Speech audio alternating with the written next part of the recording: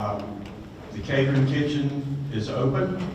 The breakfast is back there. You want seconds, you want to refill your coffee, you want juice, snacks throughout the morning. They're all back there on the counter. Please help yourself. This is an informal working session, okay? So please don't be afraid to get up and move around. Just be respectful of the presenter and the information that is being presented, so that we don't have any undue distractions. We have trash receptacles up here at the front. My name is Mark Watson, and again, welcome to the City of Monroe City Council Planning Retreat. As you came in, there were some copies of a draft agenda for city council members. You have a working agenda inside the packet that has been provided to you, along with copies of all of the presentation materials that have been put together by staff in these 3 ring binders. And I would be remiss if I did not at this time say a special thank you to Bridget Robinson, and where did Sherry go? Sherry, she left? Okay. Sherry, and Lisa Hollowell, and the other members of staff that worked diligently to get all of this information put together and get this set up this morning and secure this facility for us, and we thank you so much for that. In just a few moments, we'll have opening remarks from our city council members. But before that, what I would like to do is kind of set the stage for what we're going to be about for this 2-day period. As I understand it, the City of Monroe and City Council have not had a planning retreat like this in quite some time. And this is a lot of information on this agenda. It's going to be pretty intense, and we're going to want to stay on time, or else we're not going to be able to complete the task we have before us today. Monroe is a very busy place. When people ask me about Monroe and how's it going and what's happening in Monroe, the first words that come to mind is that Monroe is an incredibly busy, active place. It's a very engaged place. It is a changing dynamic. It is a dynamic environment, and it's a changing dynamic. Okay? We are in a growth mode. Our economy is good. You will hear more information on that a little bit later in this morning. But to start the day, I really wanted to kind of get us all in the right frame of mind. And so I've invited a special guest to be with us this morning. And he has specifically asked that I not introduce himself, or to introduce him. He wants to introduce himself to you. And I'm just going to let it be a mystery. Okay? So here he is. There you go. Terrific. Well, thank you, Mark, and thank you, Lisa, for having me. Good morning, everyone. Good morning. Good. So I did ask Mark and Lisa not to introduce me because I would like for you all to do me the honors. I want you all to tell me everything you think you know about me. Where do you think I'm from? Let's start there. Waynesboro. Very, very close. Any other guesses? Because I've been working very hard on this southern twang. England? All right. Any guesses? Any other guesses? Jamaica. All right. How old do you think I am? 36. 36. Oof. 32. I love her already. Any other guesses? Am I married? Yes. Kids? Yes. 1 or 2 or 3 or 4? How many? 2 kids. probably a boy and a girl. I look like a guy who has a boy and a girl. What do I do for a living? Motivational speaker. Motivational speaker. That's a really good guess. Any other guesses? Athlete. Athlete? Ooh, second favorite person in the room. What do I do for fun? Swim. Soccer. That's a very specific guess. Swimming. Running. Running. Any guesses in the back? Travel. Travel. All right. Let's shift gear and talk a little bit about my personality. Am I an introvert or an extrovert? Introvert. Okay, introvert, extrovert. Am I a free, creative, lateral thinker, or am I more on the logical, analytical, linear thinking path? Free. Free, creative thinker? All right. Am I somebody who's easygoing, spontaneous, or do I like structure and routine? Structure. All right. Am I religious, spiritual, or neither?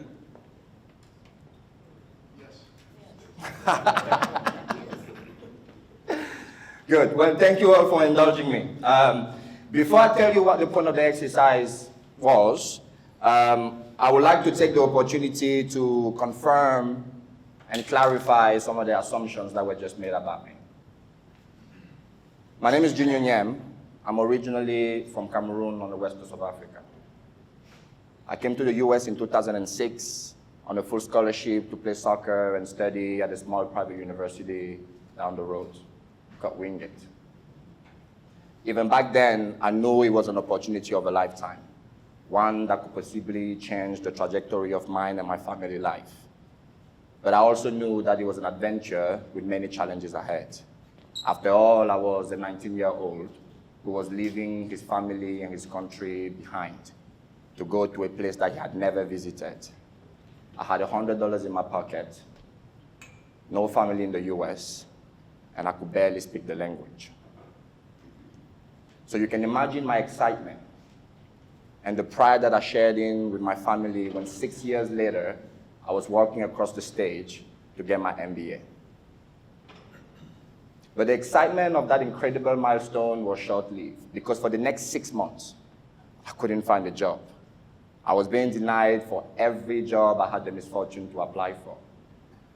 So desperate, I ran back to my alma mater begging for a job. I met with the VP of Admission and Enrollment Marketing and begged him to hire me. And he kindly explained to me that he didn't have a job for me. And the best he could do was to offer me a graduate assistantship. I wasn't excited about the prospect of going back to school to get a second master, and I was even less excited about having to delay starting to make some real money. But I gratefully accepted his offer, and thank God I did. Because 6 months into my graduate assistantship, my boss, Dr. Red Brown, became the president of the university. So overnight, my graduate assistantship turned into a full-time job, and my office was next door to the president, working closely with him and his cabinet on bringing to life the vision that he had for the university. The role that I was specifically responsible for was capturing the university's story so that could become something that internally we can rally behind and that we can leverage strategically as we're making important decisions for the university. And externally, we wanted to be able to tell a story that was compelling enough for families to see Wingate as a place where they could spend the next 4 years of their life, and donors, a place where they could give their hard-earned money to advance our mission. I did that for about 8 years in various roles and capacity, and then left in 2020 to start a branding and marketing agency called Griot. And our mission at Griot is simple. We help companies, organizations, and even cities find their soul, the truest expression of who they are and the contribution they want to make in the world. And we help them leverage that unique identity and DNA to create a competitive advantage in the market and to communicate that essence to the people that see the world the way they do. Employees, customers, and maybe investors. 13 years ago, while at Wingate, I met my wife, Kellen. 7 years ago, we got married, and 1 year ago, we became the proud parents of the most beautiful, sweet, loving little girl called Landry. 1 day ago. 1 year ago. 1 year ago. Thank you.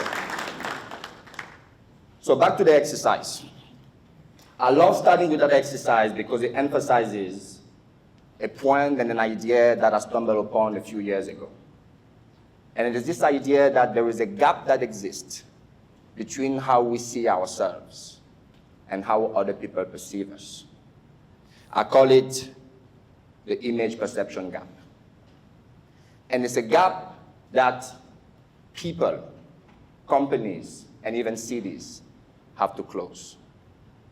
And it's important to close the gap because as individuals, when we successfully close the gap that exists between image and perception, we become the kind of people that can easily connect with others, the kind of people that inspire, the kind of people that can lead. As a company, it means that we have built a company with the kind of brand equity that allows you to command the highest prices in the market or give you some kind of sales advantage. And as a city, it means that we've built a city that residents are proud to call home, that visitors are eager to explore, and that businesses are excited to invest in. So this is a very, very important idea. And my goal here this morning is threefold. One, I simply wanted to introduce you to this idea so that hopefully it can serve as food for thought as you start your planning retreat and beyond. Two, I'm hoping to convince you that along with all the important things that you have to do to move the city forward, that closing this image perception gap will become one of the things that you consider a priority. And three, I'm hoping to provide you with some guidance on how to do just that. Because believe it or not, closing this gap is not easy. It's not easy at all. And it's difficult mainly for two reasons. The first reason is that the very idea of who we are as individuals isn't even always clear to us. It is often muddied and distorted by societal and family expectation, by how other people think of us, by our own limiting beliefs, by our own fears and insecurities. And as a group of people working together to build a company or a city, it's exponentially more difficult. Because how do you bring a group of people with different perspectives, different backgrounds, different ideas about the city to align behind a similar identity, about a clear image of how they see the city, and a clear idea of where they want the city to go? It is a challenging, daunting task, and I know you already know this. The second reason closing this gap is difficult is that we don't own perception. I don't own the way you all perceive me. Just like an artist or an author does not own the interpretation of their work, or you all do not own how the city is perceived. All we can do is shape it, influence it, and manage that perception. But how can you possibly hope to influence anyone's perception if you are not clear about who you are? If you do not understand the kind of place that you want to be? And how could you influence and shape other perception if you don't understand how they form their perception? So the stake is high, as you can imagine. Because unless you successfully rally behind an identity, a vision for this place, it will find it impossibly difficult to come together despite the best intention. Because only having that kind of clear identity, clear vision, clear purpose Can you bring people that have different opinions and different perspectives and different mindsets to work together and contribute their gift and talent to move any project forward? And unless you understand how you want to be perceived, you will find it very difficult to influence the perception of the people that call this city home, or visitors that might want to explore this beautiful city, and businesses that could possibly invest into the future of the city. So this is what I wanted to talk to you all about.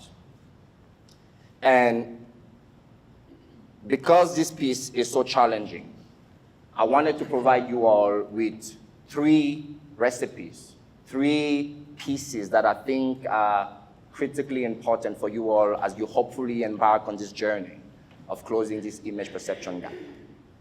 The first is empathy. I want you to take a look at this image. Most of you or some of you might be already familiar with this. What do you see? Who sees a duck?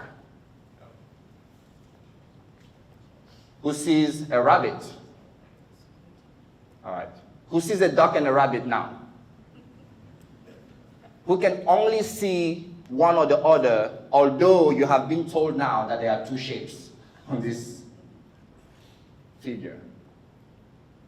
Great. I love optical illusions like this one because they remind us that 2 people can look at the same thing, see different things, and both be right. And if that's true, then it forces us to wonder where else in our interaction with others does this happen. For me, optical illusions are a reminder that reality as we know it is really a subjective experience. That for 8 billion people, there are 8 billion versions of reality. And if you agree with this premise, then it means that you are no longer looking to figure out who's right and who's wrong. And instead, you are approaching the whole thing with a little bit more humility, curiosity, and empathy, and seeking to understand other people's worldview. What you are trying to do is understand the experiences, the beliefs, the values, the reference point that they use to form their reality. Because for every version of reality, each one of them is just as valid as yours. And our job, and your job, as you embark on this journey together to try to make city the best it could be, is to understand each other, your reference point, your worldview, how you arrive at the decisions and the conclusions and the choices that you arrive at. That's the job. Because unless you are able to understand the worldview of the person on your right or on your left, you couldn't possibly disagree in ways that are productive. You couldn't possibly leverage your differences in ways that are productive. So you have to empathize with each other. And empathy simply means understanding other person's perspective, worldview, points for reference. Empathy is also important as you strive to shape other people's perception. Because unless you understand your constituents, the residents, unless you understand the type of people that might find Monroe an exciting place to visit, and unless you understand the kind of businesses you are trying to attract, how could you possibly attract them? How could you possibly shape their perception? So you also have to flex your empathy muscles in that regard, understanding the people that live in the city, their hopes, their dreams, their challenges, their fears, and their aspirations. Understanding what the businesses that might call this place home are trying to accomplish, so that the choices and the decisions that you make align with those things, so that the way you communicate resonates with the people and the audiences that you are trying to work with. So empathy is the first ingredient. The second ingredient is focus. As a city, you have an unlimited amount of opportunities, but I know that your resources are limited. So in order to make progress, you will have to focus on a few key priorities. But how do we know what is a priority? if we are not on the same page about who we are, if we are not on the same page about our vision for the future? How do we know the few key initiatives that are going to allow us to make progress? How do we know the few priorities that are going to make the most impact and move the needle the furthest and the fastest?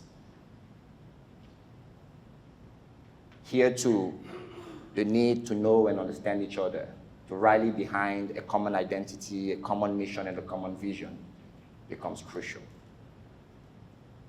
Focus is also important in your ability to influence other people's perception.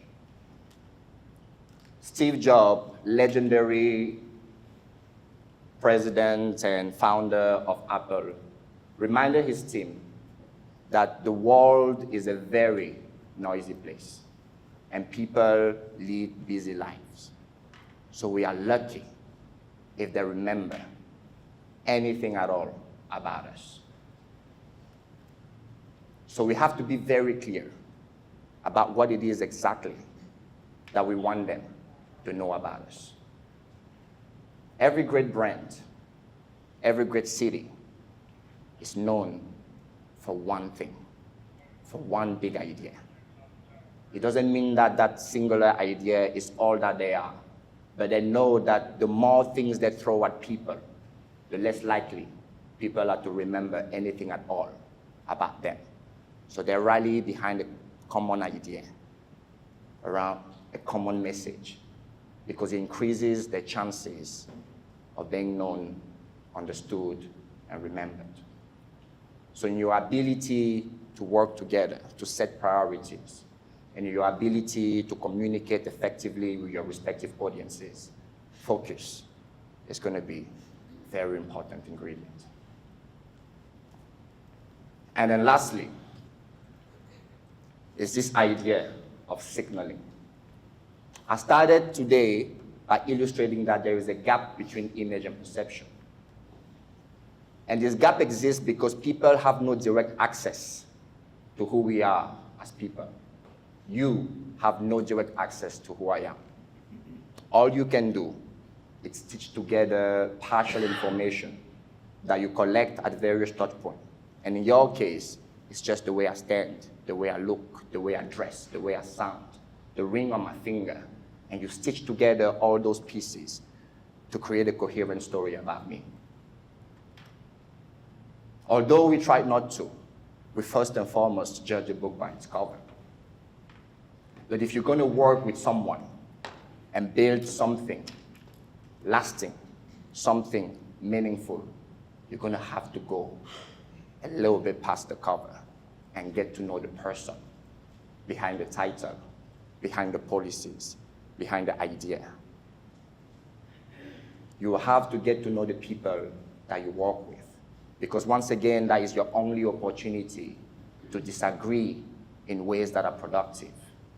That's your only opportunity to bring your differences in ideas, in perspective, in point of view, and leverage it as something that is additive and not something that is a hindrance to progress.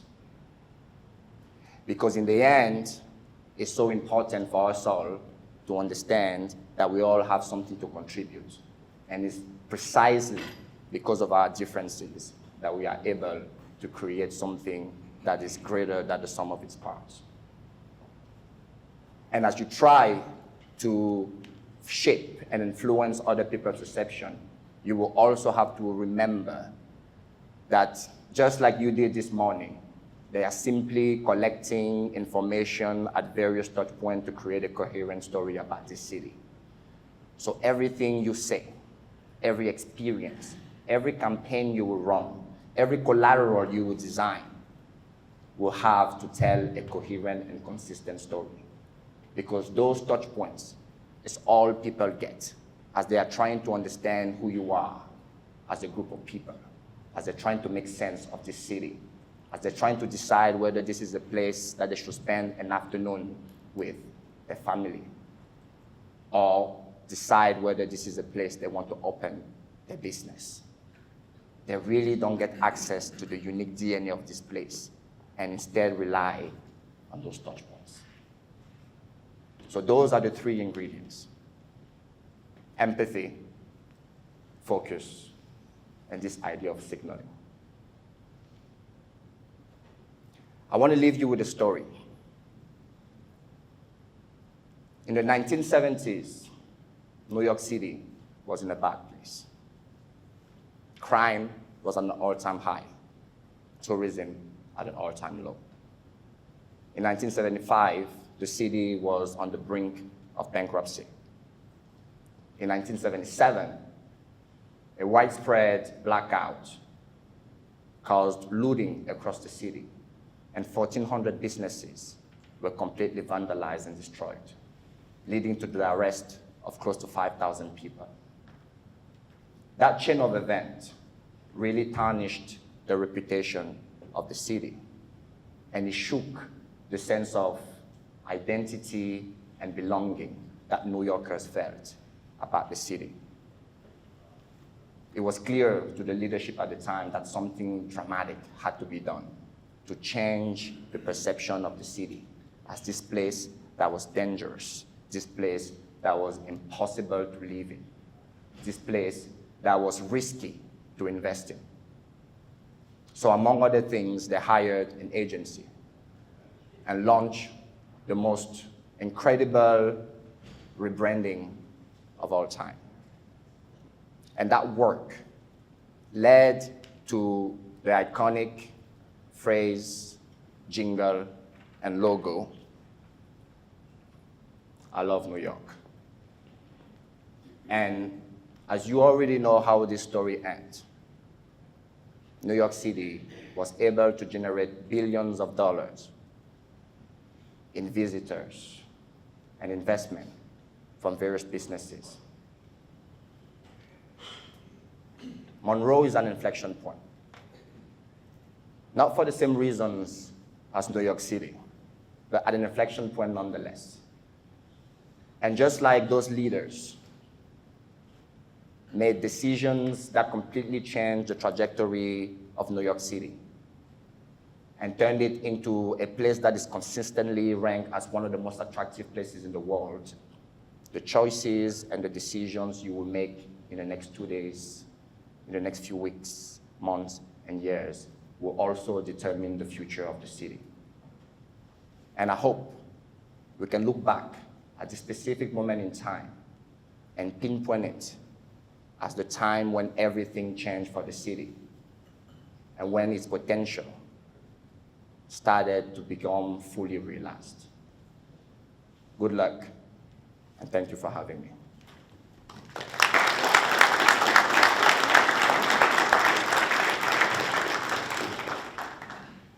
Thank you. I hope that each of you took away from that some key points that resonated with you, because the first time I heard this story and was in Rotary, in the Monroe Rotary lunch presentation about a month ago. And there were several elements that resonated with me and where we are at as a city and the choices that are before us and who we are and how we have been perceived over the past and what does the future look like. And how do we influence how people see us in the future? It's exciting. This is an exciting time to be in the city of Monroe. So we're going to begin our retreat, and to do that, Mr. Mayor, I would ask that you call City Council to order and start the meeting, and then if you would please pass the mic, and I'm sure that each City Council member may have some remarks that they would like to share as we begin. Hey, good morning. It is now 8:37, and there being a quorum of council, I now hereby start this special strategic planning retreat here in Monroe.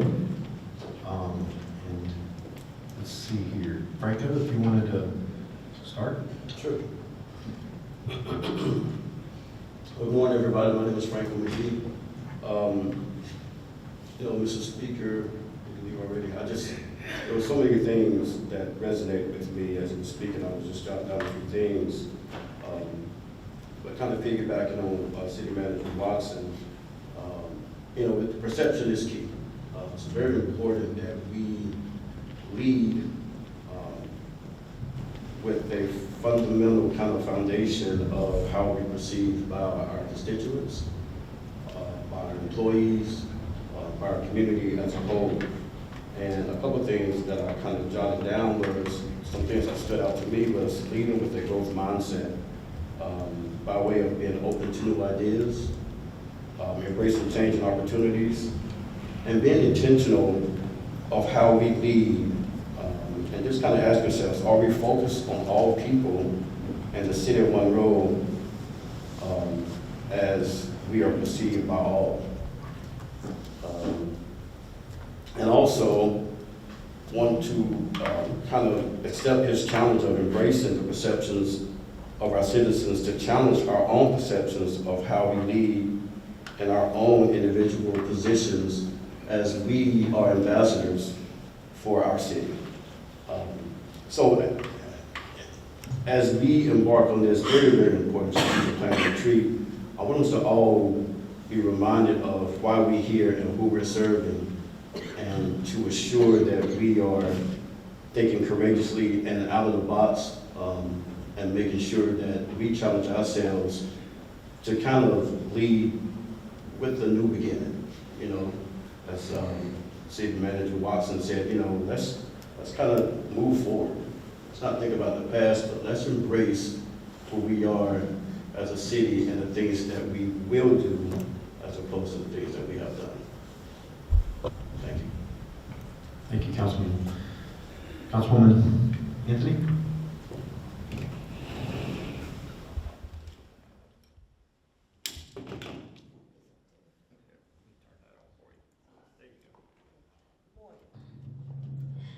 I am so glad.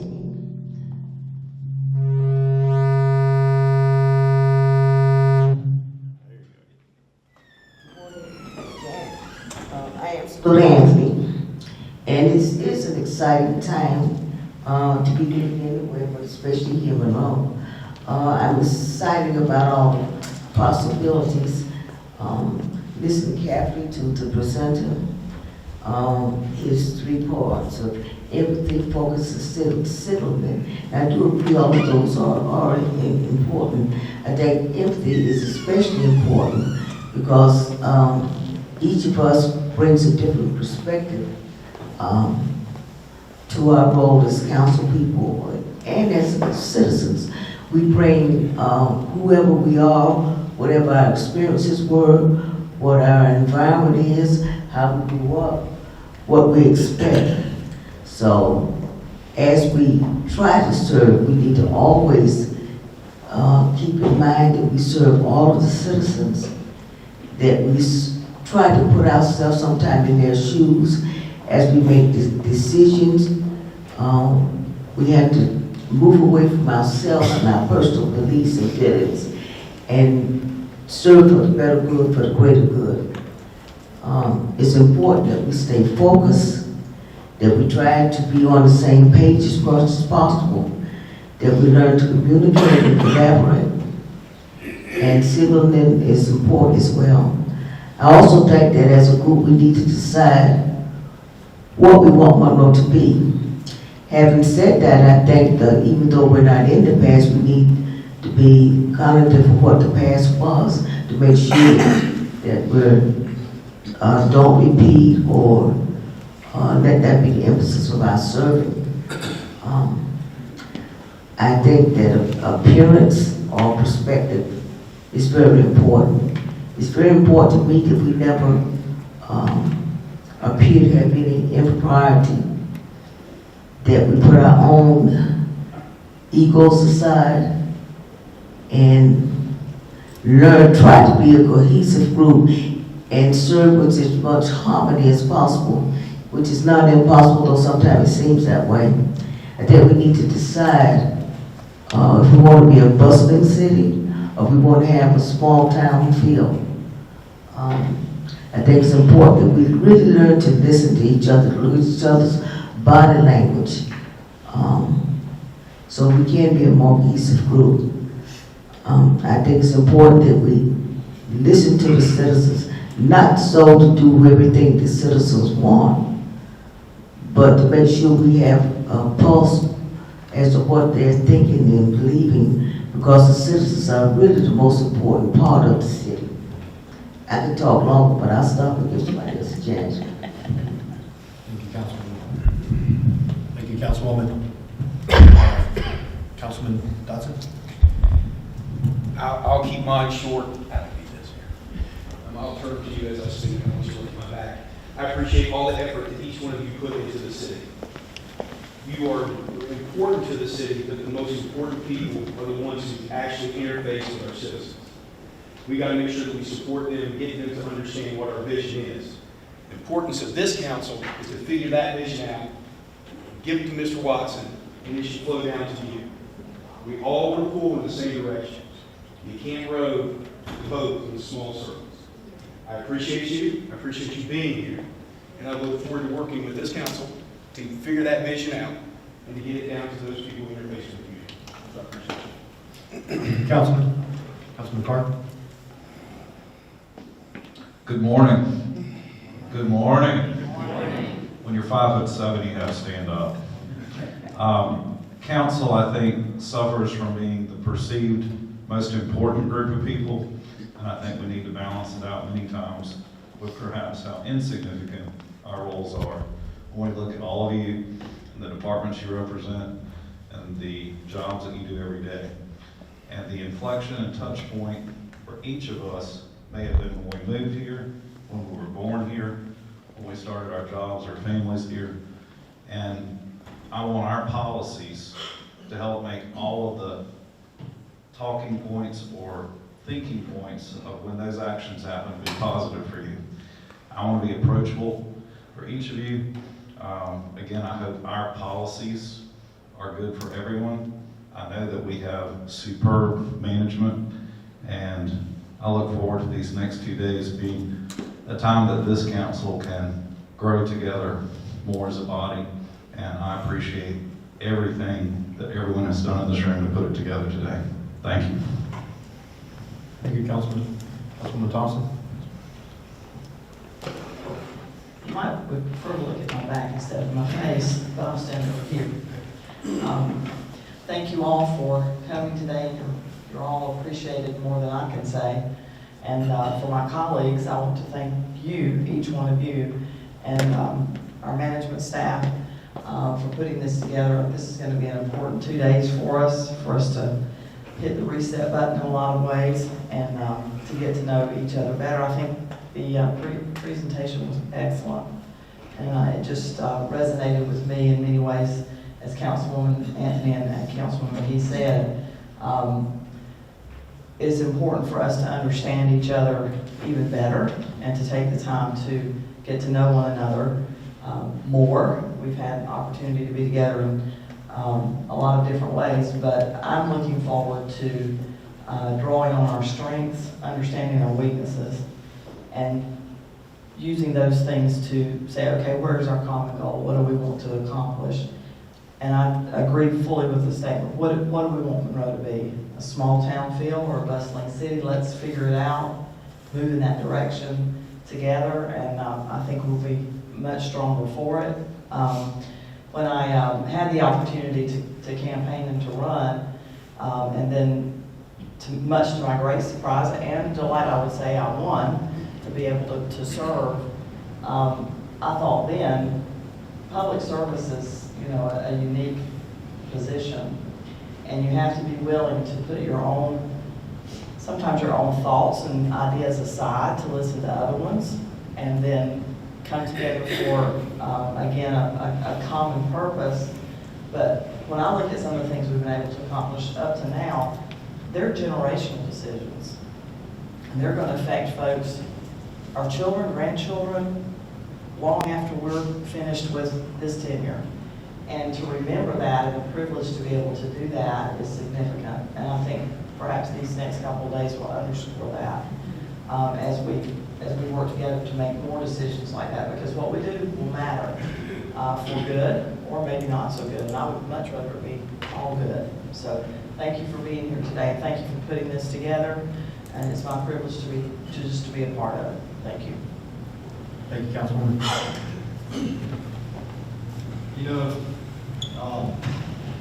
it really is an honor to be here. You know, I don't take this position lightly at all.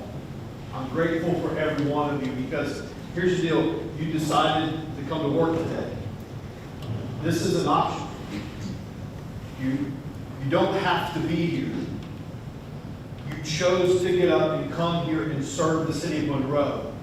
And there's a much greater purpose for all of us than I think that we realize and then what I realize as well, even for myself. And what we need 100% is cohesiveness to move this city in the right direction. And I will have to say that I am deeply honored to be here and serve with every one of you and this entire city council. And it is going to be our job over the next couple of days to effectively move Monroe forward and in the right direction. That is my hope. That is my goal. That is something that, you know, when you start reflecting inwardly, you start realizing that life in general is not just about you, right? It is about your future. It is about your legacy. And the legacy that I leave behind, that all of us up here leave behind, it matters for our future generations. And I believe with all my heart that every single one of us up here and here in this room want Monroe to be better than it is today. That's always my focus. Every day I wake up and consider how much better can I be today than I was yesterday. It doesn't matter what happened. We could go to the gym, Chief, right? We could go to the gym.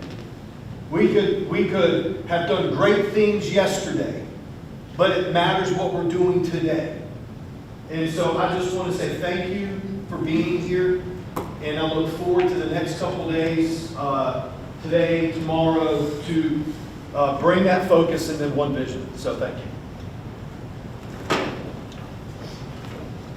Thank you, city council members.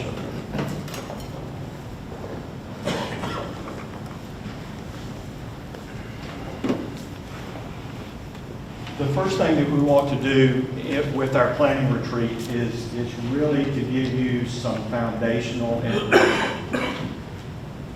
Some of this information, I would dare say that what you are going to see presented in these first couple of sections on this agenda, you probably have never seen before. Or if you have, it has been a while since you have seen this information. As has already been stated, there are a number of projects, there are a number of initiatives, there are a number of activities that the city of Monroe must consider, and all of those come with a cost, a financial cost. So understanding the foundational principles, I will call it, of where we stand financially, what the trend has been over the last few years, what it looks like today, and what it looks like in the future is important. Throughout the course of this 2 days, we will be asking you for some consensus direction. And then on other items, we will ask you to vote, to give us direction. That will start setting us on a course on some of these important matters. Okay? Right now, I would like to introduce Assistant and City Manager Lisa Hollowell, who will start us on this, these foundational presentations. And Lisa will be covering a topic entitled City Receipts, but this is where we stand financially. And I will say that we have our finance director and finance team here, and they will be participating in certain sections of this, but this is foundational information that you need to have in order for us to move forward. Lisa?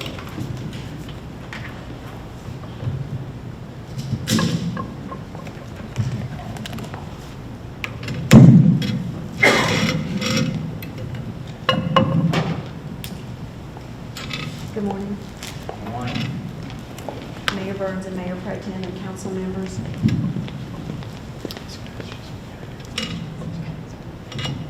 And, Can we take the volume up on that just a hair? Manager Watson and Attorney Lonnie McClure. So you have before you a presentation. This is on the city revenues, the receipts, and the city budget. And the purpose of the presentation really is what Manager Watson just said. It's informative. It's to help lay the foundation for what you have to do in the spring, which is to set the new tax rate following the revaluation process. So this has some trends in it and just some basic information. So this presentation is broken up into two parts. And the first part is going to be the overall budget. What are the requirements, the receipts, and the net appropriations, which is your general fund. And then we'll look at the general fund and what comprises it and what the growth looks like over a 10-year period. Then we'll look at we'll compare Monroe, what does 1 cent generate for Monroe, and what does it generate for our comparison cities. And we'll look at the enterprise funds in a collective manner, and then we'll look at sales tax a bit, just some basics on that, and then the general sales tax distribution and how that's the responsibility of the county to determine how that's done. And Director Strickland will get into that pretty deeply in part 2 of this. So she will be covering revaluation, why it matters to you, the tax levy and define that, as well as looking at the property tax impact on the sales tax distribution and those revenues that come in. Specifically looking at what happened in the last revaluation process and what impact it had on the city of Monroe and some other entities within Union County. And then setting the rates, the options and requirements, and then Manager Watson will wrap it up with considerations and what the city's needs are. So this next slide has 2 parts. The top chart is basically what the current requirements, receipts, and net appropriations are for the city. This is the current budget that we're in for fiscal year 24-25. So basically, to operate all of the city government, it's $236.4 million. So almost a $250 million budget. That includes everything. It's the purchase of the natural gas that ends up getting sold. It's the electricity, it's everything that happens with the enterprise system, water, sewer, the operations of government, administration.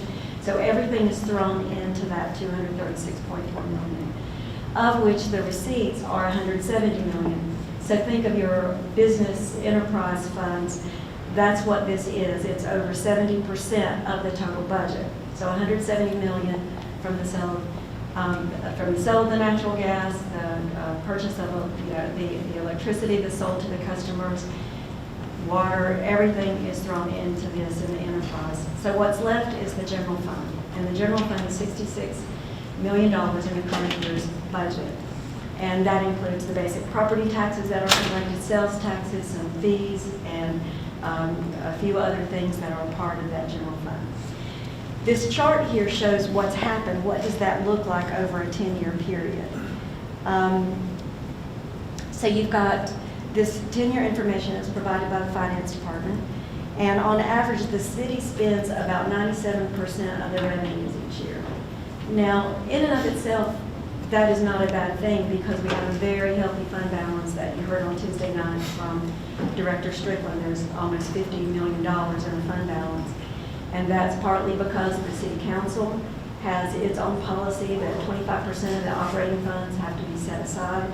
So in the development of the budget, as the budget grows, the fund balance increases. So spending 97% is not a bad thing. Looking back through these years, you do see that in 2017, the expenditures did exceed the revenues there, and that's where the fund balance was tapped for purchase of some capital items. The Dow Theater was in that year, as well as some other infrastructure projects. So basically, it's a 4% growth over the 10-year period in expenditures and 3% growth in revenues. And totally, it's about 38% over the 10-year period. So here's a composition of the receipts in a pie chart. So this shows all of the city receipts. How are they made up? So almost 50% of all the receipts are electric and natural gas. So that's over about 50%. And as a reminder, 70% of all of the budget comes from the enterprise fund. And the next largest is the general fund at 28%, and we'll dig into those components in a minute. Water sewer is at 16%, so that's third when you put natural gas with electric. And then you see 7% is all other, and those are small things. Airport receipts, which include leasing out hangar space, parking at the airport. That's a little over $3 million when you take out the general fund amount that supports it. You've got the Monroe Aquatics and Fitness Center there at 2%, solid waste 1.6%, and a small amount there also for stormwater. So that's the total of the receipts. So the general fund, what comprises the general fund? We have the ad valorem property tax and also the vehicle tax. Sales tax, permitted fees, investment earnings, and there are a few other things that go into this pie as well, such as the sale of surplus equipment and some grants and some other things like that. So what this shows is that over a 10-year period, the general fund has grown 64% in 10 years. And that's an average of about 7% annually. So some solid growth there. You look at 2018 to 19, it was 18%. That was a pretty large increase for the general fund.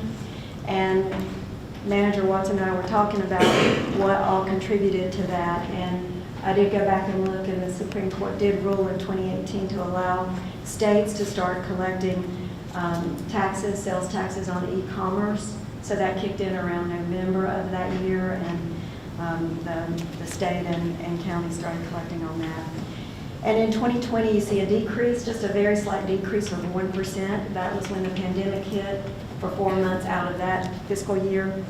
And then you see since then growth in 22, 23, and 24, and a lot of that did have to do with investment earnings as interest rates were up, and also were the earnings on the investments on cash.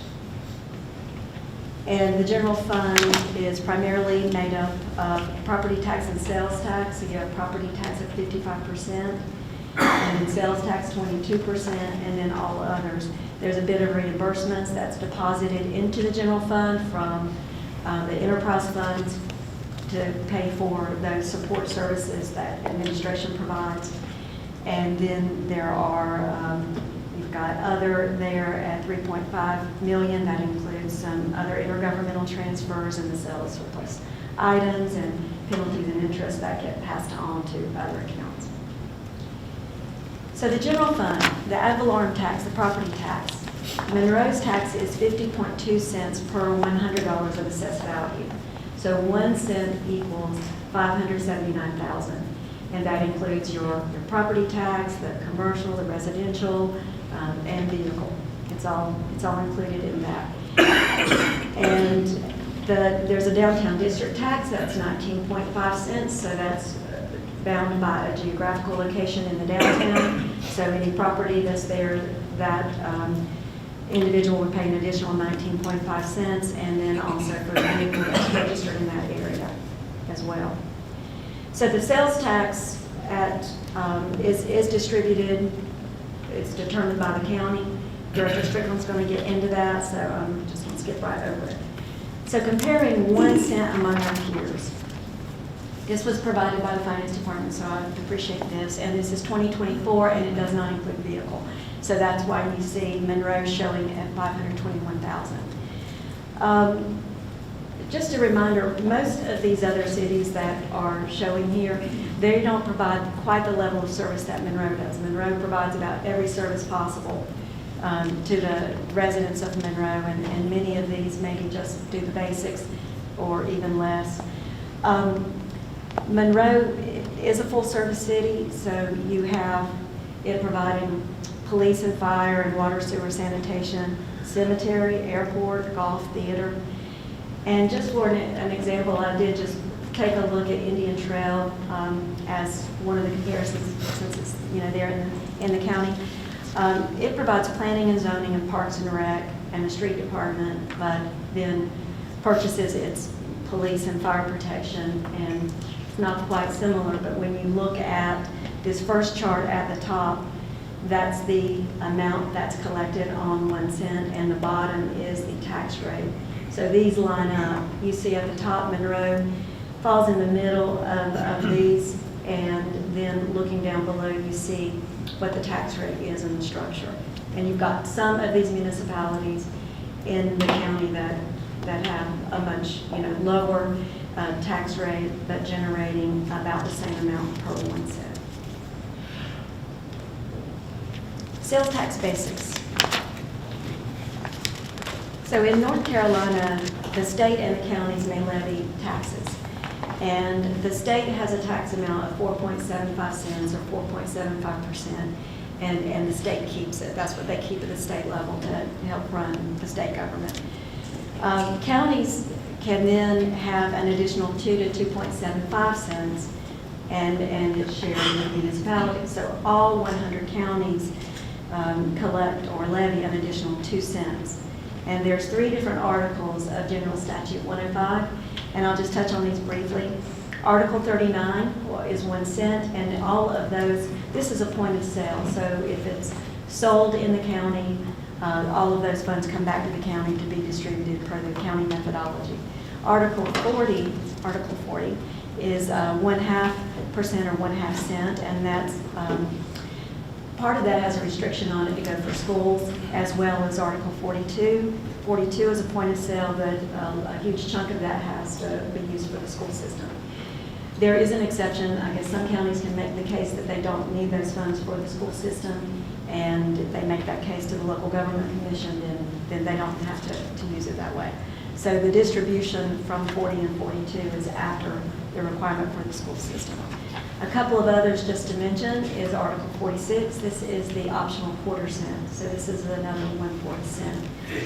It has to be voted on through, the ballot for counties to be able to levy this one.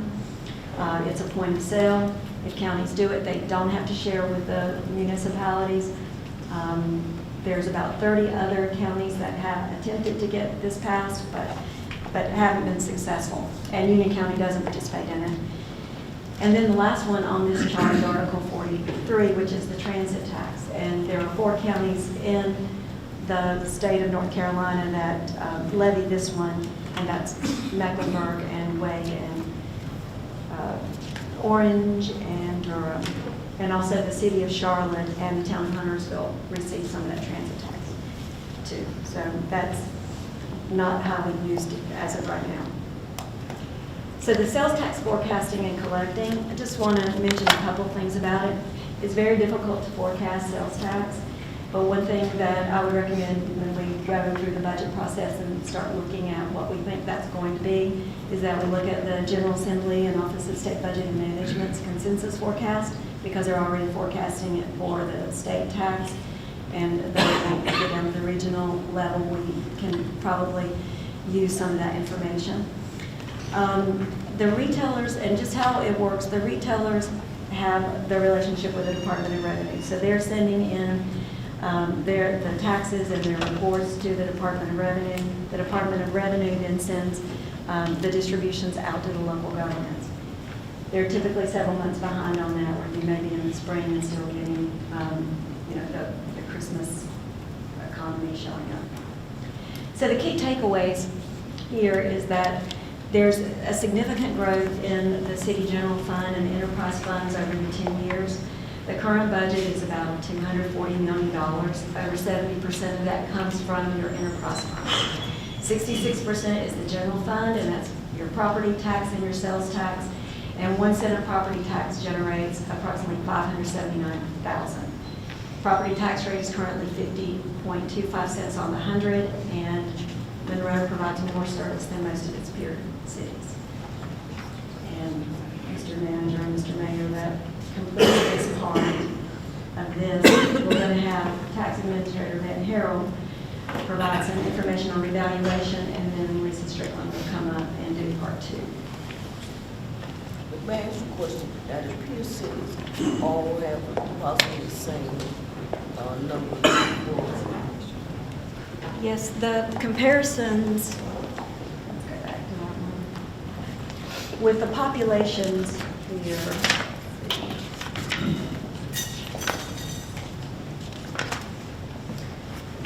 Just moving across through here, Thomasville has about 27,000, Matthews 30,000, we're about at 35 or 36,000, I think. Gardner 32, New Bern 32,000, Goldsboro about 34.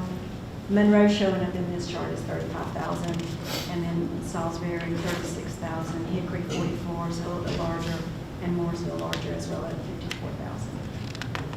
Didn't you say those were those 22 numbers or 23 numbers? These were 24 numbers. The 21 number was the services piece, but this was put together. Okay. Any other questions? Yes. Just quickly, based off of the North Carolina General Fund revenue census forecast, is that saying that they're predicting a decrease in tax? I think we're going to hear a little bit about this, Mayor, at our economic address later. But this picture that I took, I think, was the 24 forecast. I can't see it really, but I can send you the link to it so you can take a look at it. But how this works is that at the start of the biennial process, the Office of State Budget Management, Fiscal Research, they get together and they determine collectively what the forecast will be. And the governor goes and creates the budget on that forecast. Then they'll come back and they'll revise it after April, like around May. They'll likely revise it based on final collections for the year. And then they may revise again, throughout the year. To piggyback on that, so the state makes their projection for what sales tax is going to be, but how that gets distributed locally is a totally different process. Okay, so how the county has selected a method for distributing the sales tax locally, and that'll be part of Lisa Strickland's presentation here shortly. Okay.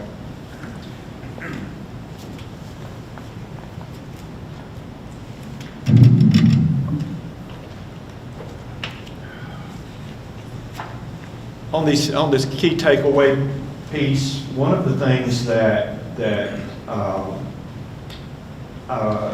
we're really, this is going to continue to come up in our discussions throughout this year, and as we go through our budget development process and our strategic planning process, is the value of a penny. Okay, so a lot of times that gets lost in all of what I'll call the noise of all the other information you receive and whatnot, but this is a key piece of information that you need to store back and remember exactly what the value of a penny is, especially this year being the revaluation year.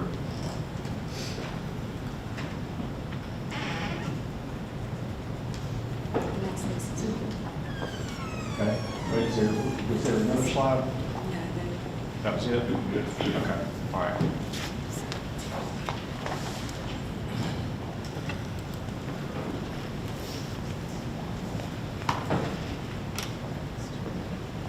So at this time, I'd like to invite Tax Administrator Van Harrell up. Van has been the tax administrator for Union County for eon, a decade, forever, a lifetime, a long time. Van has the responsibility responsibility for not only all of the tax assessment process in the county, but all the tax collection process with the county. He has the responsibility of also leading the reappraisal process for all of the real property values in the county. So why does that matter to the city of Monroe? Because Monroe is in the county, and the county tax office assesses or sets the tax value for all of the real property within the city of Monroe. So, Van, welcome, and thank you for being with us today. Good morning. Mr. Mayor, Council, Manager, good to be here. A lot of familiar faces in the room, a lot of people I've never met before. I'm glad that the manager had the foresight to bring the police chief here to give me a security detail when I leave, because as Mr. Blythe liked to tell me, everybody hates to see me. So, but it's good to be here. So we're talking about the reappraisal. It's 2025. January 1st is the effective date. And it does have an impact for you all, as well as the county and every other municipality. I'm going to go through this. We're not giving real numbers, so to speak, today. We're going to kind of tell you where the market's at, where we're headed for the reval. Our last one was 2021. And then we can just kind of give you a peek behind the curtain into the process of how we go about doing what we do.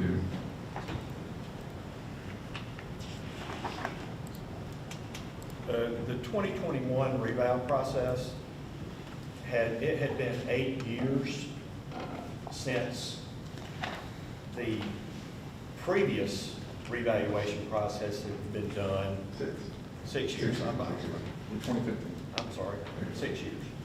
But it'd been a long time, which means that what I experienced was that a lot of folks had forgotten what the process was, how it works, you know, what the decision points were, those types of things. So the county commission decided that they didn't want to go through another 6-year reval process, and they shortened that time frame down to 4 years. And that's the reason we're here, hearing about this information today. 4 years now going forward. 4 years, going 4 years. And I'll touch on that as we go through this. So short agenda today, I'm not going to read everything on the slides you got in your some of it's kind of mundane, but we just wanted to kind of give you an overview of our process. Got some of my team members here today, and I'll introduce those in a moment. We'll go through kind of our guiding principles, rules, and policies. We're going to define a reappraisal, kind of go over what that is, talk about a timeline, and then we'll touch on the schedule of values, which is a required process by statute for every reappraisal cycle. I have my group stand in the back. Brad Helms, he's our interim appraisal and revaluation manager. He's the one that's really in charge of this. For the first time, well, he's been through, I think I counted up, he's been through 6 reappraisals in the county. I've been through 5. So we've been here a while. Brad is our most senior employee in the office at this point. He's 27 years. Next to him is Kristen Foxworth. She's deputy tax administrator over collections and personal property appraisal. She's been with us 7 years. Brought her down from Buncombe County back in 2017. She was ready to get off the mountain, I think. Next to her is Michael Thompson. He's our newest hire, deputy tax administrator. Replaced a retiring deputy administrator. We've had a lot of turnover. A lot of, and we're at that point where that's going to continue for the next few years. So we're bringing new faces in, raising it, kind of growing them in-house for the most part. To make our team stronger. What guides us in this process? Number one, our first rule of thumb is to be fair and equitable. You'll see back in the back row shaking his head, we are fair and equitable. But that is a mantra across the state of North Carolina and actually throughout the country when it comes to the assessment profession. Our international organization is the International Association of Assessing Officers, and their monthly publication, the actual name of it is Fair and Equitable. We're governed by North Carolina general statutes. Of course, in the BOCC adopted reappraisal cycle and industry standards and best practices as promulgated by DOR and the IAAO. So what is a reappraisal? By statute, we are required to reflect market value at the time of a reappraisal, whatever that market value is. It's an estimate.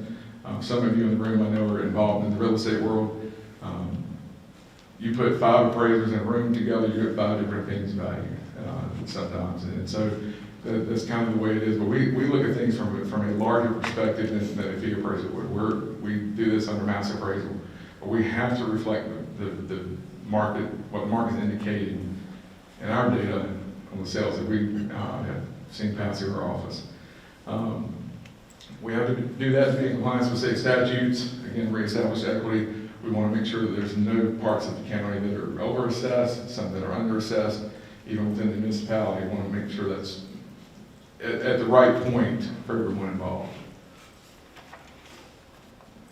This last bullet point here, avoid equalization, and Lisa will recall this back in 2018, I think it was. And so, and even prior to that, going back to 2012, there's a process with the state. There's certain taxpayers that are assessed by the Department of Revenue, called public utility taxes. It's your railroads, your natural gas companies, telecommunications companies. We don't assess those locally. They're assessed at the state level. If we drop below or above or rise above certain thresholds on the appraisal levels, those companies get a reduction automatically from the state in their assessed value. We don't want that to happen, because then you're not equitable. They're not paying what they should be paying, and the rest of the tax base is carrying that burden. Timing of reappraisal, the maximum required cycle, maximum allowed cycle by statute is 8 years. We have not had an 8-year cycle since I've been here. It's been close. I think we did 2000, 2004, 2008. The county punted on 2012. Ended up in a 7-year cycle because we hit a trigger point in the statute that required us to do it in 2015. Fast forward 2017, when I took office I've been with the county for 20 years, but when I took office as the administrator, we went to the board and asked them to go ahead and advance that to 2019. They opted not to after a lot of discussion, ended up triggering again on the reappraisal cycle statutes, and so we did 21. At that point, I went back to the board and said, a county this size needs to be on a 4-year reappraisal cycle. So we had a lot of discussion again, and they adopted that cycle. So hopefully we're going to stay there going forward, whether the market's up or down. We want to go 4 years. If we're going to get it when it's up, we need to get it when it's down. It's only fair that we do it both ways.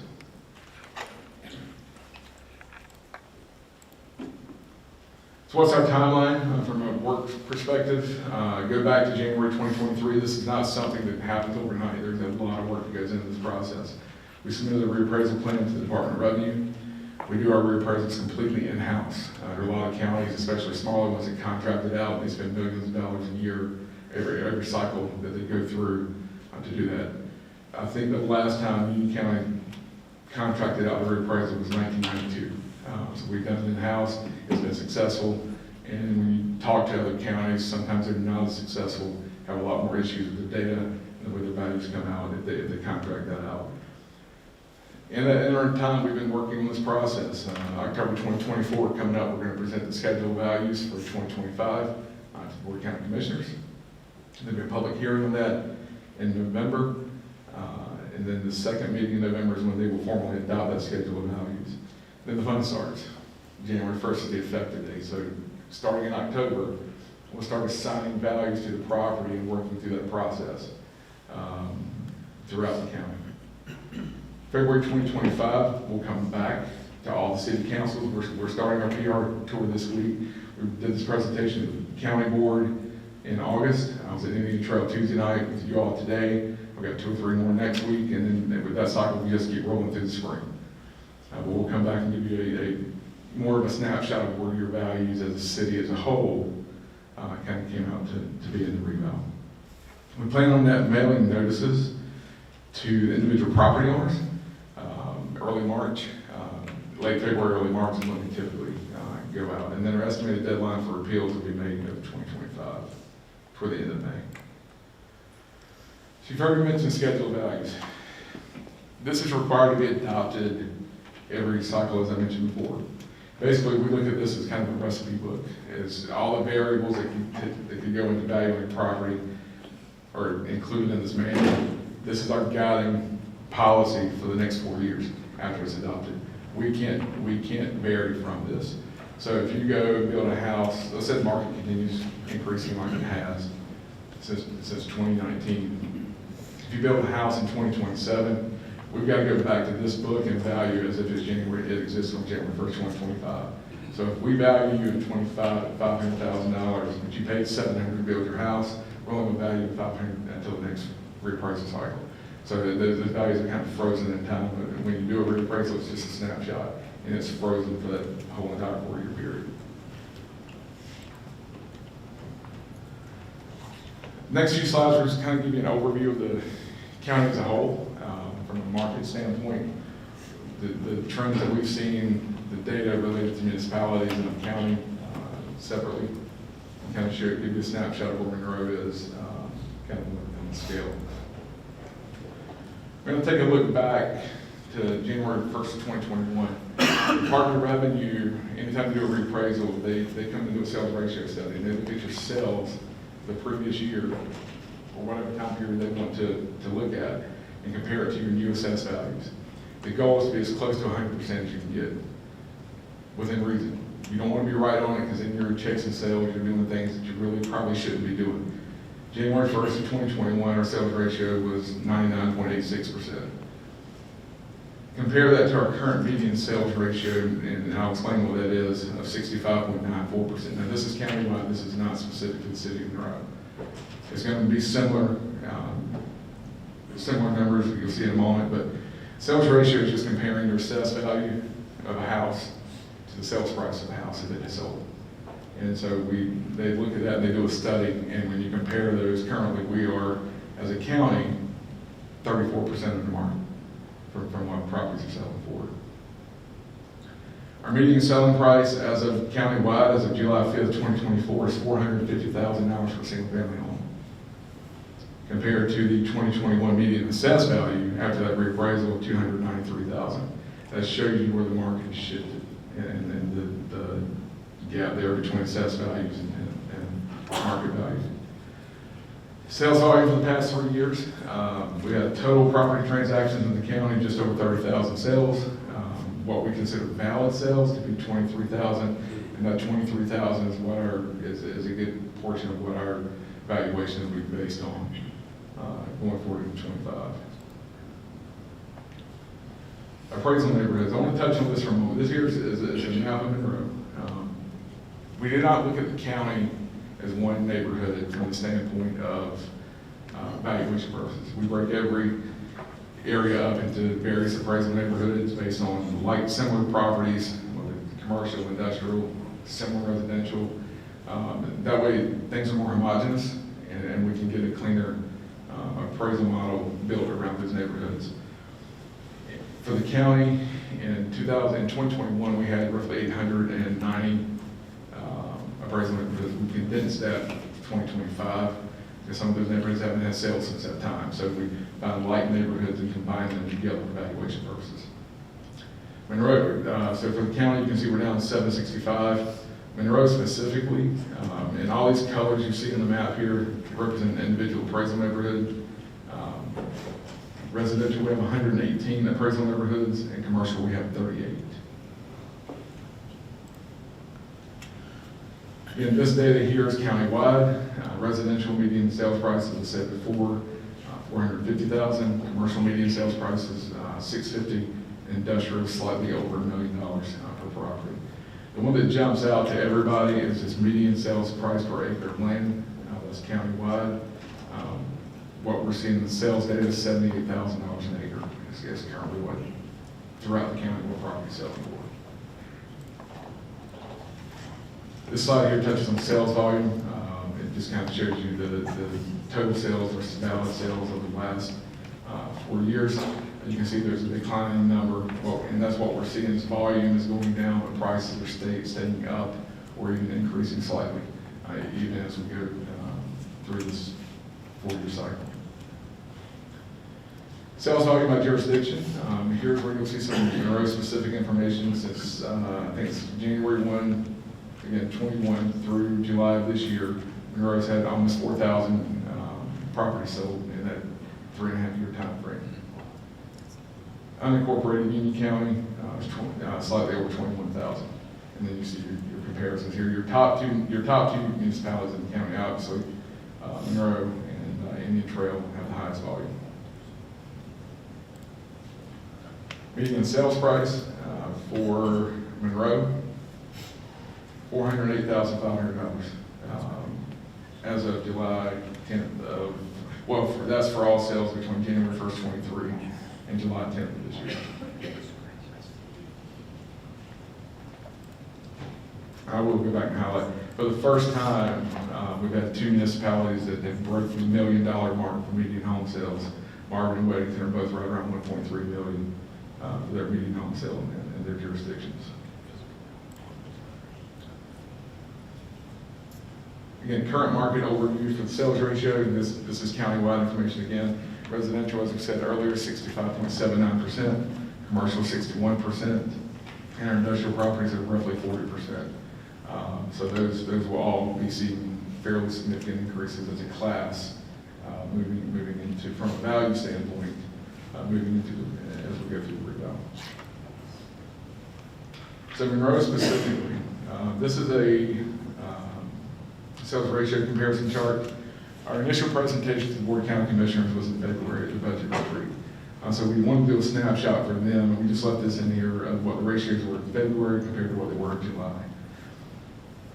The ones that are in yellow, highlighted in yellow in July, shifted back up closer, what we say closer to market, slightly. Not significant, it's not going to make a difference, but they were trending up a little bit. Monroe specifically,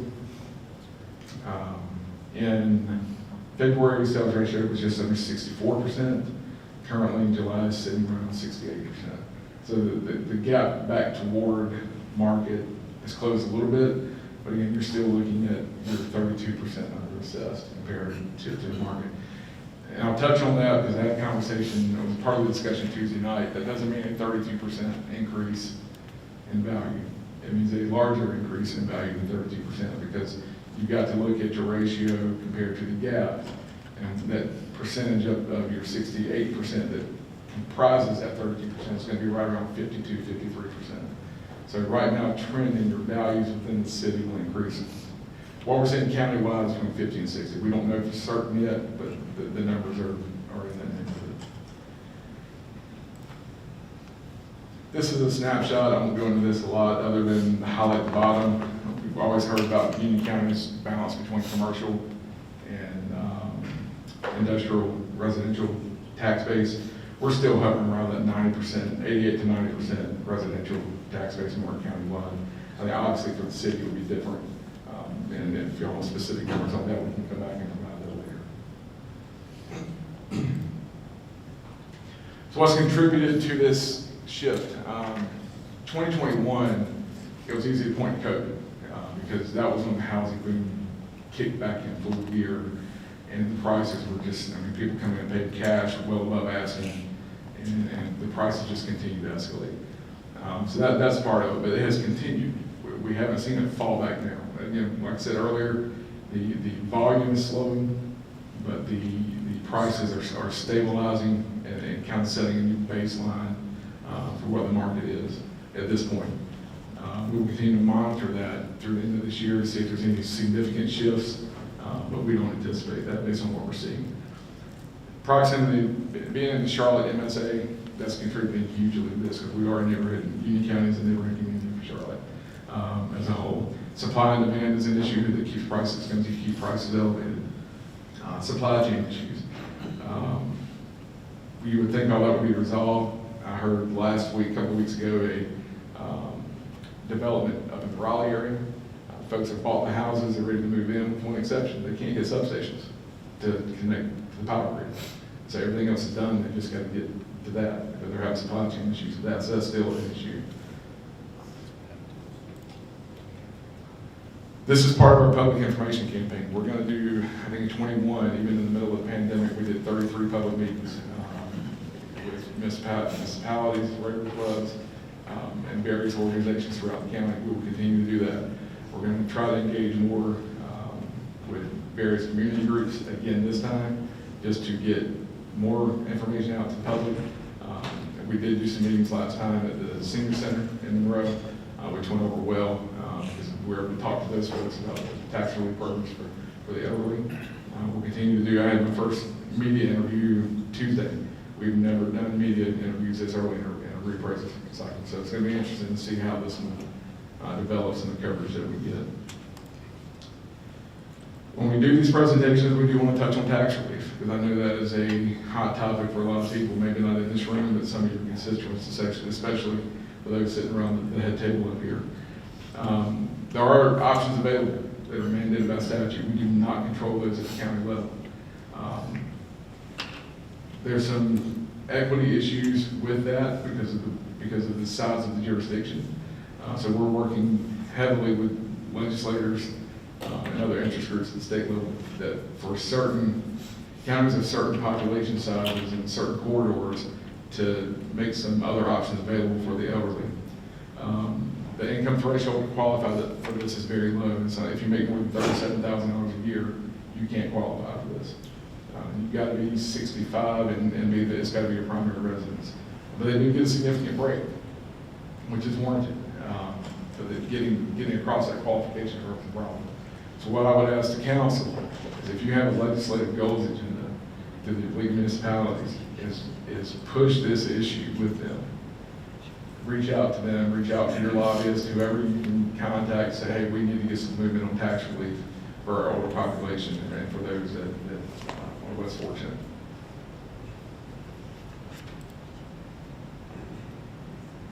Here's a slide that shows you what we proposed. We wanted to tie it to the HUD AMI, which is the area median income. This also used to qualify for other social services type programs, but we're running into resistance for it because this would actually raise the income for Union County to $47,000. So that's a big gap. That $12,000 would bring in a lot more people. You wouldn't think it, and we also want to remove the marriage penalty because it's not, if you've got a husband and wife with on Social Security, it's household income. And so if one person can't qualify for 37, two people short can qualify for 37. So it's a policy issue at the state level that we've got to get some traction behind and change. Other programs that are available, circuit breaker is a tax deferment, so it keeps a lien on the property. A lot of people, I think we've got 4 people in the county that utilize this, and we're trying to convince them to look at other options. Just from the standpoint of it's not good for their heirs if they were passed, and that lien's going to be stuck out there if they're trying to sell the property and they deal with that lien at that point. Disabled veterans, if you're 100% disabled, as declared by the VA, you get a $45,000 reduction on your property tax value. That one is also getting a lot of traction at the state level. That one's going to be a hard one to crack too because you got so many communities out in the east that are heavily populated with military retirees. PUV program, that doesn't really impact Monroe a lot. It impacts the county, some of the more rural municipalities. That's present use value where farmland's taxed at a significantly lower value than the market. And of course, with all these programs, you have ownership and use requirements that must be met. With that, I would take questions. General, anything specific about valuation, we're not there yet, but we can answer some general questions if you have about the process or our procedures. Okay. Yeah, I got a question. Yes, sir. Just kind of thinking through, sorry. So you're saying that these changes that you're suggesting, they still have to go in front of the state? Yeah, that would have to be passed at General Assembly. Okay. So what we've been told in the past, through our state associations, is if you want to do something local, you have that authority. From a grant perspective, you can't establish tax relief, you can't establish tax exemptions, you can't exclude certain classes of property from the tax base. But if you want to set up some sort of grant program, we've been told you're really welcome to do that. It has to be crafted carefully. I would definitely use your attorneys here to do that. Some of the models that are out there right now, Mecklenburg County has one, the city of Charlotte has one, Durham County has one, I believe Wake is in the process of adopting one. But they can be municipal governments can. That's totally within the purview Okay. of whatever legal advice that Mr. Long would give you. But that's been the response we've been given before. And that's the reason it hasn't been passed at the state levels, because they're saying that we can do it at a municipal level, correct? That's a big part of it, yeah. Is that, are all of those being forwarded as a package through the state, or are they being kind Now, of? all those items are current in statute. So the only thing we're really focusing on in the state is the elderly disabled. From the state tax association's standpoint, that's where the disconnect is. Because what qualifies in rural eastern North Carolina, where I'm from, is not going to qualify here. And they're saying it's got to be the same statewide, but it doesn't work for this perspective. So, yes, sir. Excuse me, are you seeing enough secondary homes warrant an escalator for tax valuation? Secondary is in secondary ownership. We probably don't have that kind of granular data. The thing that we're seeing is more and more corporate owners.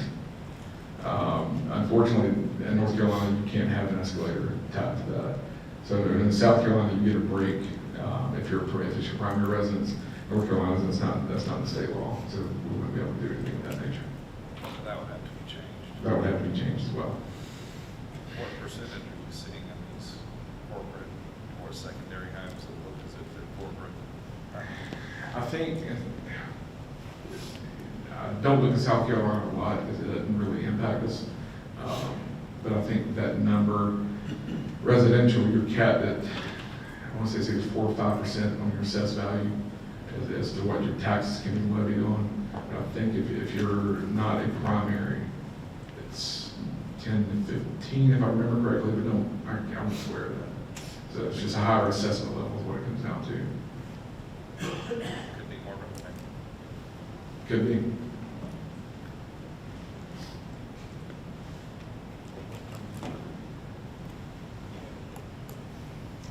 Ma'am, would you provide just a little bit more information on how you determine those assessment neighborhoods? So, Brad, you want to come up here? He's the expert on this, but what I'll say in general, from a broad perspective, we look at areas where houses are similar. So you may have a subdivision that's in the neighborhood. You may have two subdivisions that comprise a neighborhood because the houses are very similar. Somewhere like Brandon Oaks, for example, in Indian Trail, there's 3 or 4 appraisal neighborhoods within Brandon Oaks by itself because there's such variety in those homes. The base level that we start at is, okay, what high school are they all zoned for, or district for? Because that does have an impact.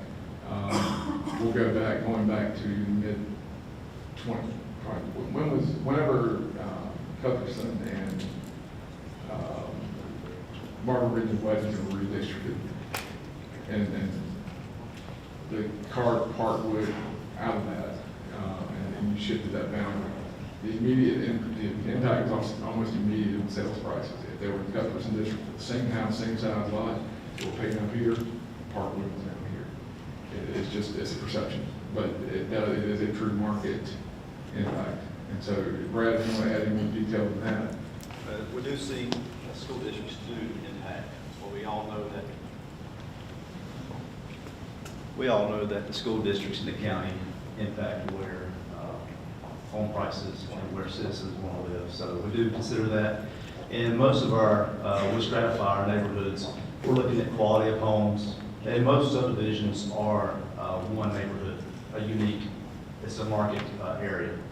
So there are cases where neighborhoods or subdivisions are small, you don't have enough sales data.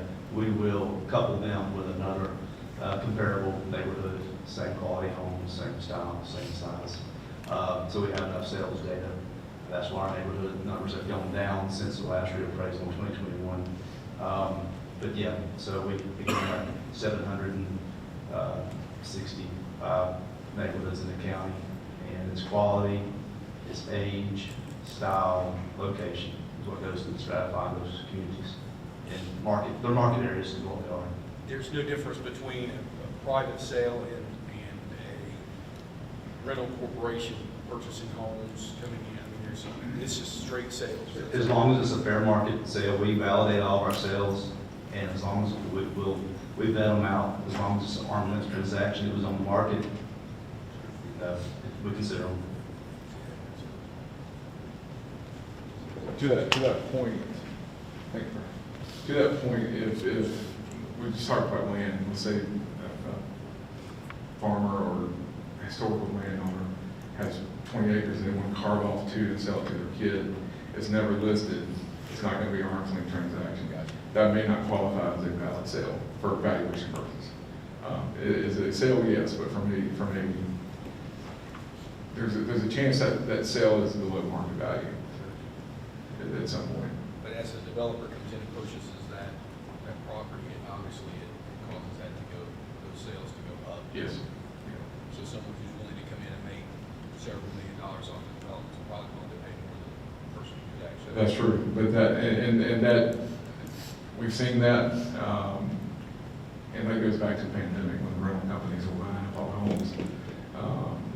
But these are homes that were listed on the open market. It's a valid sale. There's no way to exclude that. That's another policy issue that we need to be taking up at a higher level above my pay grade. Thank you. We support you. Appreciate it. Thank you. Thank you, Dan. Couple of housekeeping things. Council, when you're asking questions, please use the microphone so we can make sure that we get the voice recording done. I want to ask, where she is? Lisa Strickland's going to come and share with you additional information about the impact on sales tax as far as our revenues. But as she comes, Van, I would ask you to please, when you come back to do your next presentation, when the reval numbers are in, to bring back Monroe's percentage of residential, commercial, and industrial, so we know what that breakdown is. I know that you just reported it on the county level, and that's those numbers get touted year after year and all that kind of thing, but Monroe is the industrial heartbeat of the county, and we really would like to know what those numbers look like.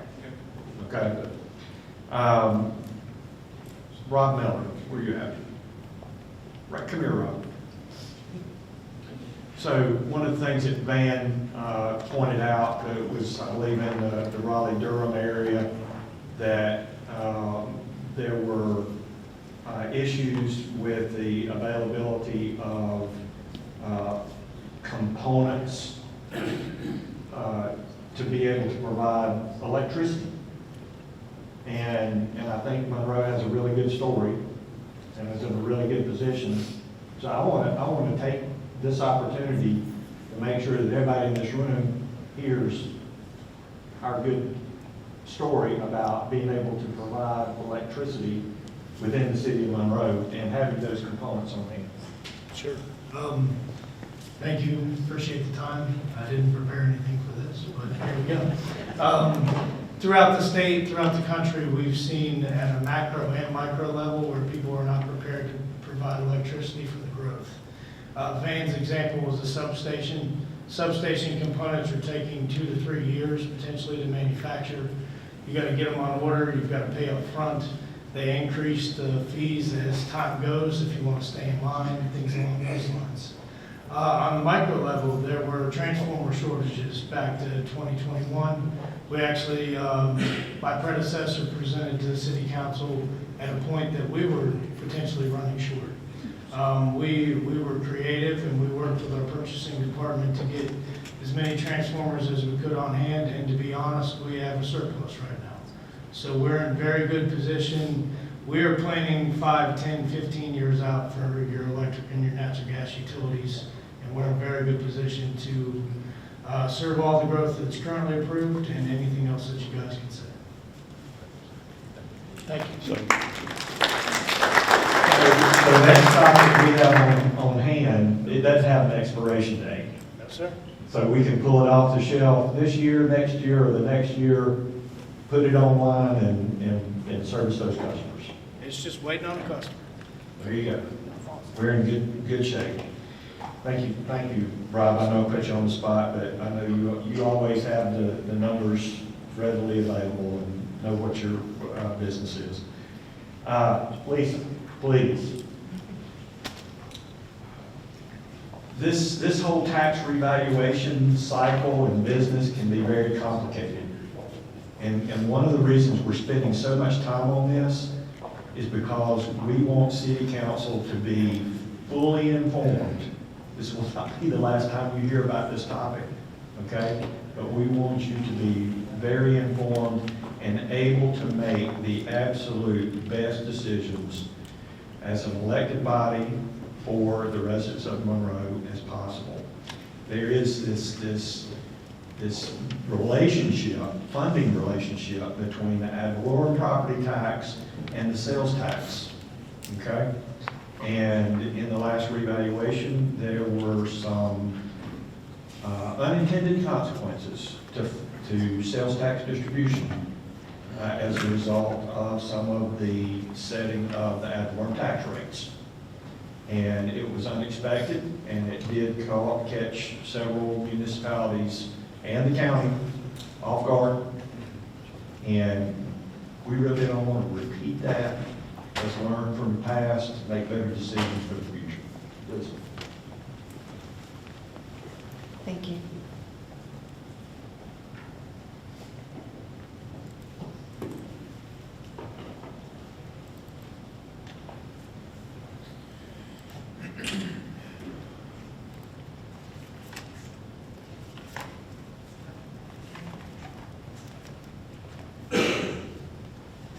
Good morning, everyone. As Mark Manley alluded to, our tax rate matters, and it matters in more ways than one. So we just want to, as we determine the amount of our property tax revenues, the home values will be adjusted to the market value, and then we must set the tax rate, and the tax rate will determine the revenue that the city receives. So this tax rate will also determine the amount of sales tax receipts that the city will receive. The higher percentage of property tax receipts that the city solicits compared with the other localities is the higher percentage of tax that we can receive. So the higher that our levy is, the higher our percentage of the piece of the distribution is from the county. Let me touch on this. This, I think, will make it easier. The Union County has two ways that they can distribute that sales tax. And they choose the distribution method every spring. They can choose population, or they can choose the ad valorem levy. So if you look at the population up there, I mean, they would not get as favorable of a percentage as they do based on the levy. So the county's probably not going to choose population anytime soon. So we'll focus on the ad valorem levy portion of it. And you can see that they get the lion's share, obviously, and then Monroe is down the list, and we're currently sitting at 9.32% of the total distribution. So I'll go back to this slide. So the higher percent of that levy that we can pass, the higher distribution we'll get on sales tax. Also, property tax receipts can increase by increased tax base. So anytime we're adding homes, adding a new business, adding a new industry, those increase the tax base. Council can increase the rate. And with the revaluation, of course, the increased values will occur. And just to define a levy, I keep using this word levy. For anybody that isn't familiar with the term, it's simply the amount of taxes that have been billed. So it's the value of your home divided by 100 times the tax rate, and that is the amount that you get billed when we send you your tax bill. Every year, we take these values and we submit a report to the North Carolina Department of Revenue. And they compile all of the reports from the county, the municipalities, and then they use the values to determine the sales tax distribution. So if Union County decides to increase their taxes this year significantly, it could reduce our share of the distribution. It could always distort the next year's allocation. And again, these are the current distribution amounts. Also, what I want to outline is what happened back at the last revaluation. As Mark mentioned, Union County and Monroe, they lost their share of the allocation because we adopted a more revenue neutral rate at that time. If you look at all the lines in red, those are the distribution amounts that were a result of that, that revaluation. And you can see that Indian Trail and Waxhaw had a big increase. You know, not only did their values go up, but you know, they did not go with a revenue neutral rate, and they increased that levy and got a bigger share of the pie, of the distribution for the sales tax.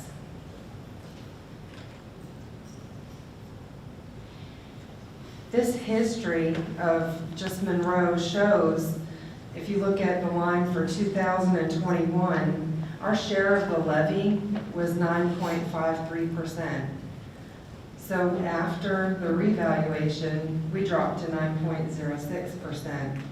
Even this year, we're still not back where we were in 2021. We've never made that ground back. So our distribution is still less.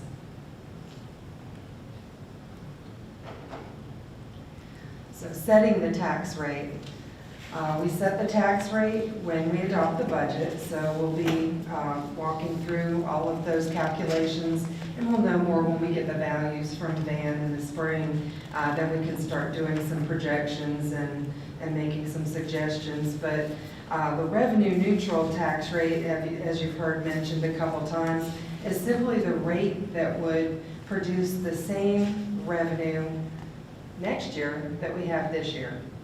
So we're not increasing taxes, we're not decreasing taxes, we just want to get the same amount of revenue in our pocket. What does this mean for the customer? Well, it could vary. It depends on what their value does. In the last reval, we saw a lot of homes that, you know, their value went up, our rate went down, so the net effect was negligible. But if they really had an increase in value, even though our rate went down, they still ended up with a net increase in that calculation in their bill.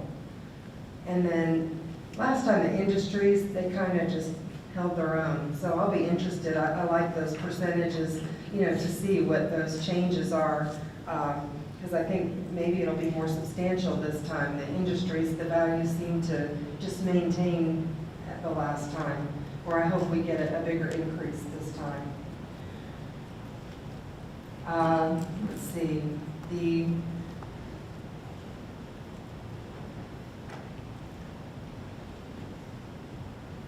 growth factor is mentioned up there. Of course, when we calculate that revenue neutral rate, we do calculate our average growth over the past 3 years, and we can include that growth in that revenue neutral projection. And then other adjustments that are allowed are annexations. Of course, we would add the values in for anything that we've annexed during the course of the year. So any of the ad valorem rates cannot be adjusted after they're set, after the beginning of the fiscal year, unless you have a significant event, like maybe there's a catastrophic event that causes sales taxes or other revenues to just plummet. And we say, oh my goodness, we're not going to make our revenue. If we notice that and can, show that before January 1st, we can come back to council and actually raise taxes after the beginning of the fiscal year. That's about the only instance that you're able to do that. Otherwise, once it's set for the year.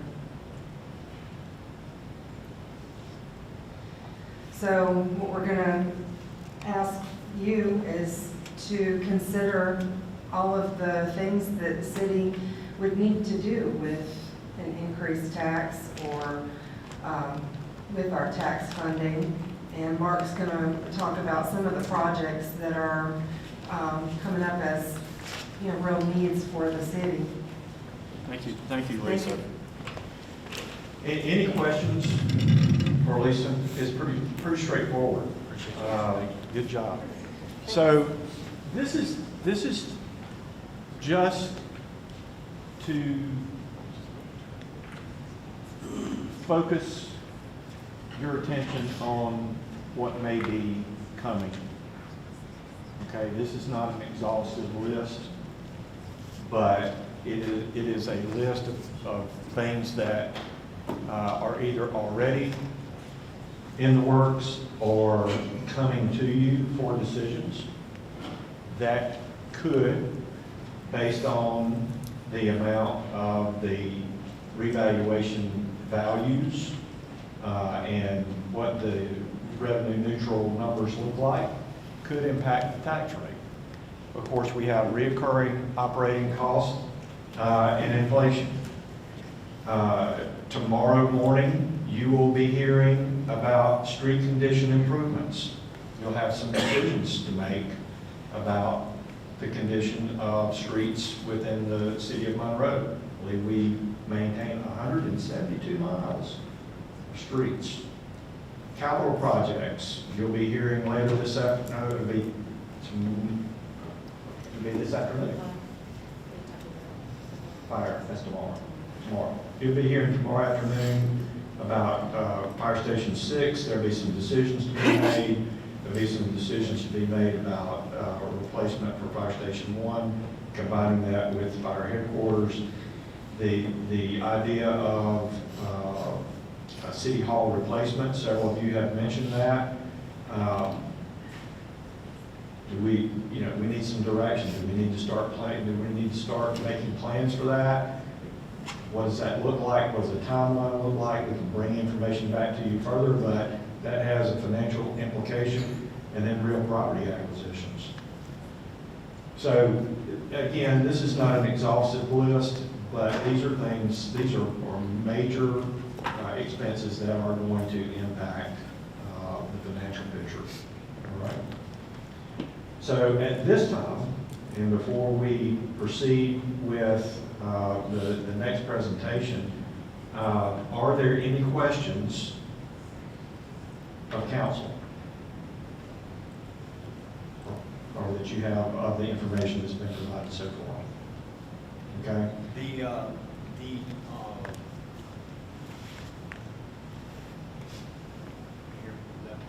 Just turn it on.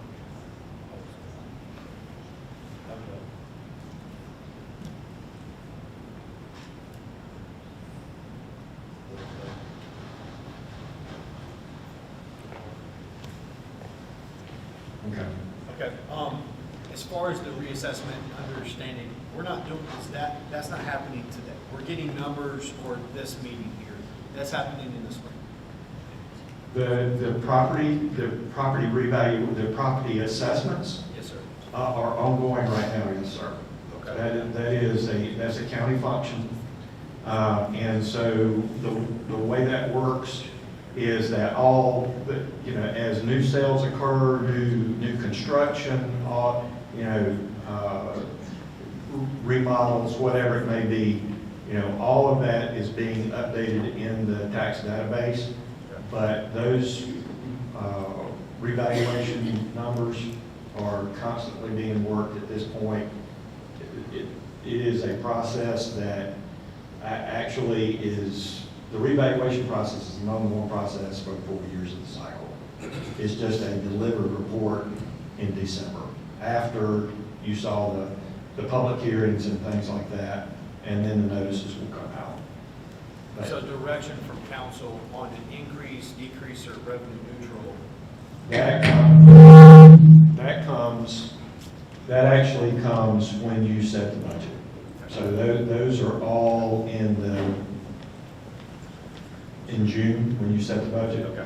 That'll be the final decision, but we'll have plenty of discussions prior to that.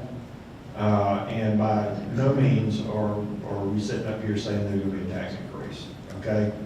We have choices to make.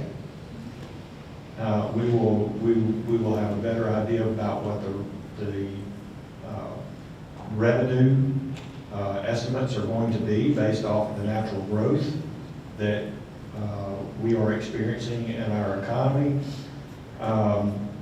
The tricky part is this sales tax distribution. Because you can set a tax rate and then the whole pie get redistributed. You know, if you're one of the first ones that sets the tax rate, and then everybody else sets after Monroe does, and we could get caught short in funding. And then adjustments have to be made after the fact that you weren't planning on. So it really is it's a strategy process. That's why I cannot overemphasize it, and you will hear me talk about it ad nauseum. You will get tired of hearing me talk about this, but it is critical that we position the city of Monroe to make the right decision when it comes to these financial revenues. Okay? All right. Yes, sir.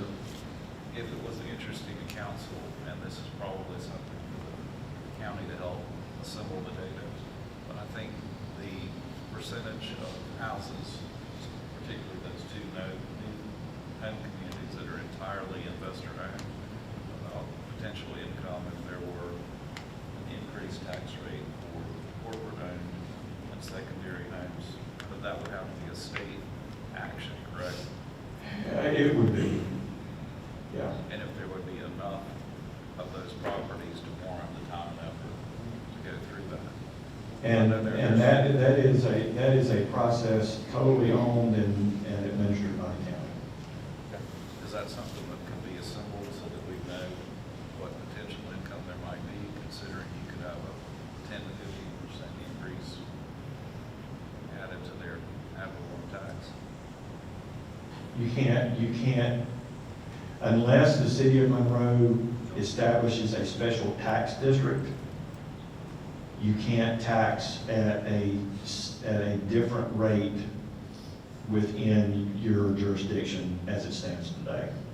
So there's no vehicle for secondary ownership or corporate ownership? You have to establish a special tax. It's similar to the downtown district tax, okay? You have to establish, and there are parameters for doing that. And that is a legal question. And, when we get down to that point, I will be looking with Mr. Long or those that he can help provide us to answer those type questions, but that is a separate district issue. Thank you. Okay. Well, very good. We're at a really good spot right now to take a 10-minute break. And we'll come back, and then we will have a presentation on our water rate study from our Water Resources Department.